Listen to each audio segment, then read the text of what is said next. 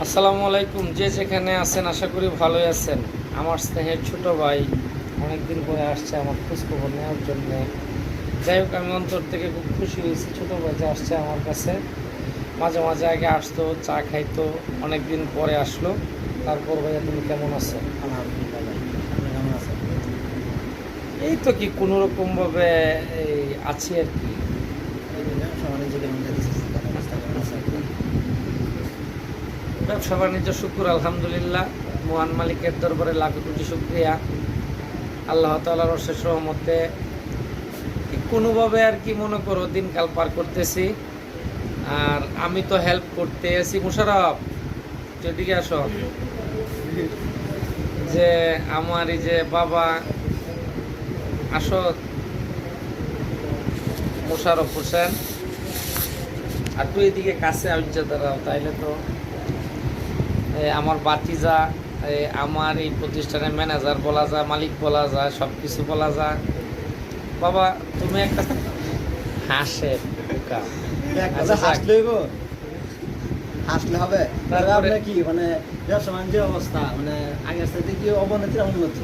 না, অবনতি উন্নতি বিজনেসে আসলে এটার কোনো সুযোগ নাই। দিন শেষে সবই ভালো, সবই সুন্দর।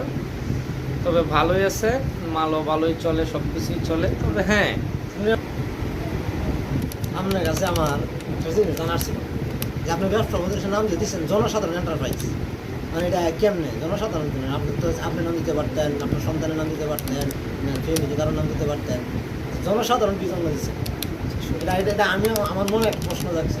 এই নামটা আমার 2011 সালে, এটা আমার হৃদয়ের সৃষ্টি, মেসার্স জনসাধারণ এন্টারপ্রাইজ।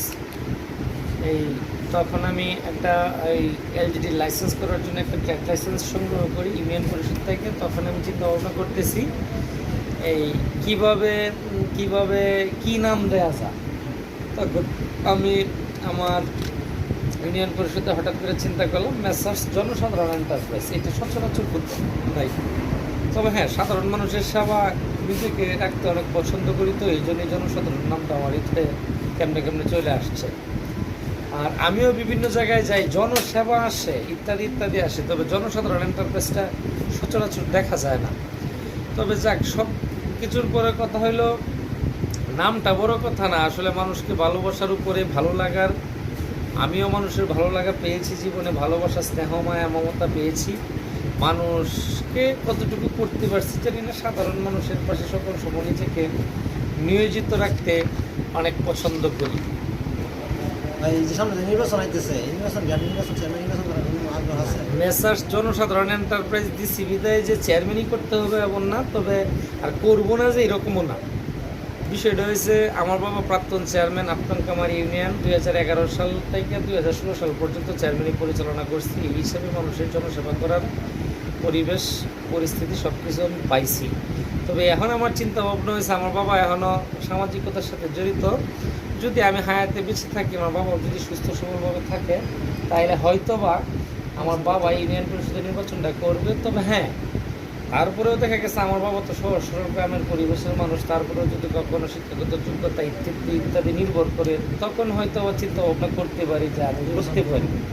এই হিসাবে যদি করতে হয় তাহলে হয়তো ভাবা নিতে হবে যে নিশ্চিত করতে হবে যদি যোগ্যতা শু করে। এই যে এর আগে নির্বাচন কি আমরা কি করার কোনো উদ্যোগ নিয়েছিলেন না? এটা প্রথম 2016 সালে যখন বাবা নির্বাচনের মনোনয়ন ফর্ম জমা দিয়েছে, তখন কিন্তু আরেকটা আমিও দিছি, যেন স্কুটিংয়ে যদি একটা বাদ পড়ে যায় তাহলে ছেলে হিসাবে যাতে আমি টিকি।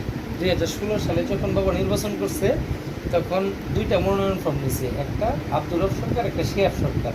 তো এখন তো 2024 সাল, পরে বাবারটা আসছে, আমারটা আমি প্রত্যাহার করে নিয়ে আসছি। এভাবে একজন তো পাইছি।